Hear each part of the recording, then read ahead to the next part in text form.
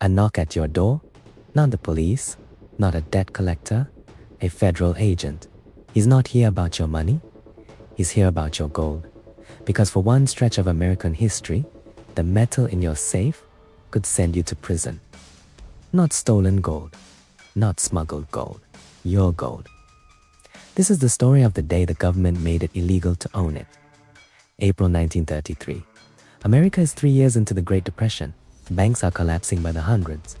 People don't trust paper money anymore, so they're doing something logical. They're hoarding gold. Gold coins, gold bars, gold certificates, locked in home safes and buried in backyards.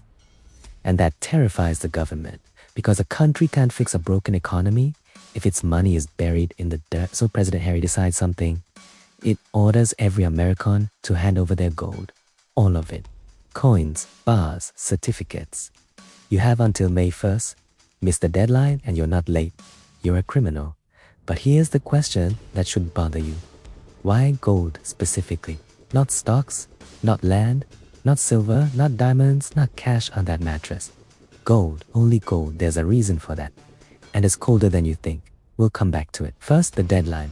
You're given roughly a month. Turn in your gold to a bank or the Federal Reserve. In exchange, you get paper dollars. The rate, $20.67 an ounce. Sounds official? Sounds fair. It is neither. Refuse, and the penalty isn't a fine you shrug off.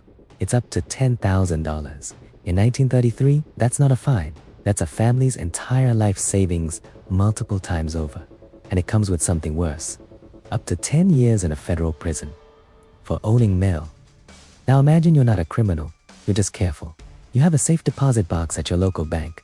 One morning you go to open it. It's sealed. Not by a thief, by government order.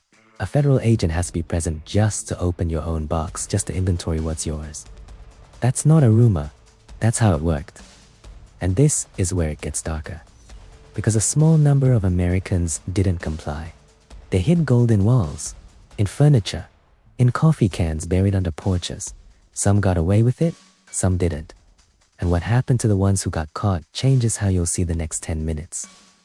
Hold that thought. Let's answer the first question. Why gold? Because gold is the one thing paper money can't fake.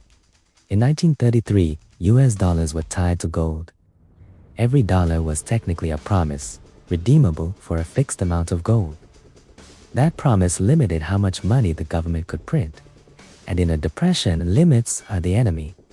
So the government didn't just want your gold, it needed your gold to break its own promise. Legally. Here's the twist that makes it sting. 1 year later, in 1934, the government revalues gold.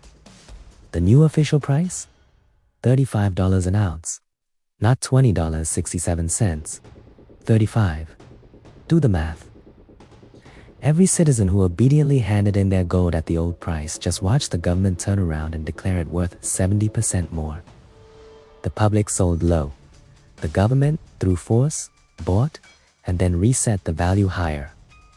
Overnight, the government didn't just collect gold, it profited from collecting it.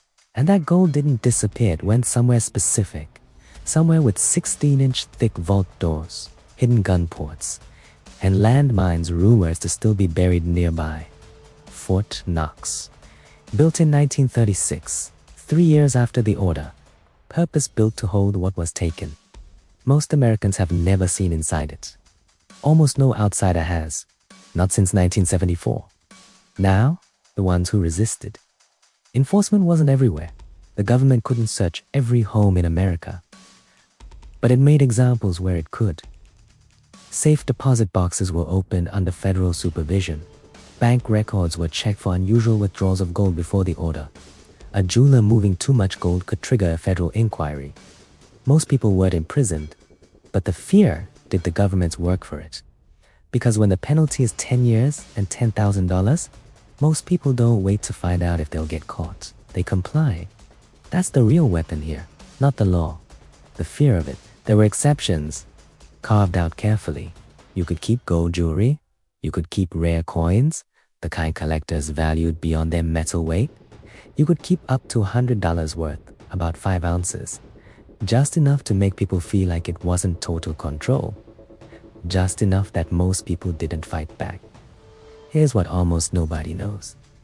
This wasn't the end of the story. It didn't quietly fade away after the Depression ended. The ban stayed on the books for 41 years, through World War II, through the Cold War, through the moon landing. An American in 1970 could legally own a machine gun in some states. He could not legally own a gold bar. It wasn't lifted out of generosity. It ended in 1974 under a different kind of pressure.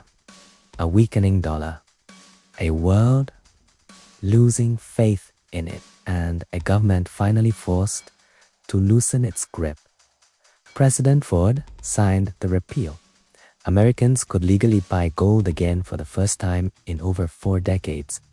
An entire generation had lived and died without that right. So think back to that knock at the door. The agent wasn't chasing a thief.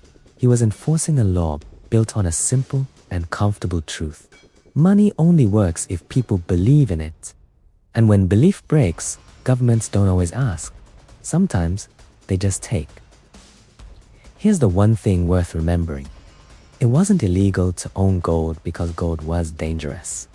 It was illegal because gold was honest. It couldn't be printed.